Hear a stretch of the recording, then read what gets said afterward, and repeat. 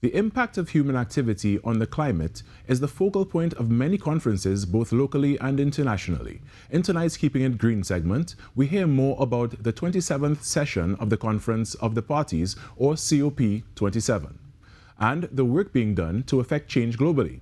Ballah has more in this report.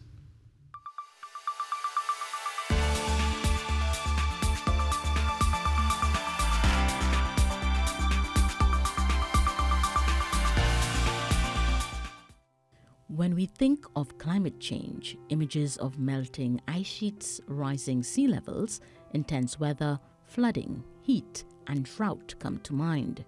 Various species, their habitat, along with every one of us on this planet, are already feeling the effects of global warming. Scientists believe that some of the changes we are seeing thus far are irreversible. United Nations Framework Convention on Climate Change Global Ambassador and CEO of Caribbean Climate Smart Accelerator, Raquel Moses, says globally, world leaders and policymakers are meeting in a bid to find solutions which may change expected outcomes. She highlights a conference which she believes is set to make a difference. COP27 will be held in Sharm el-Sheikh, Egypt, between the 6th and the 18th of November.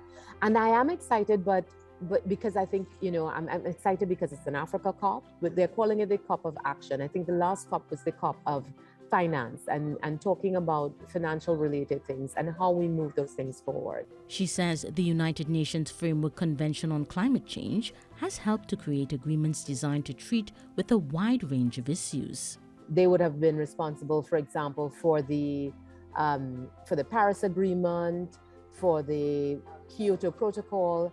And these things are important for Caribbean nations and small island developing states, primarily because they help to protect us against climate change.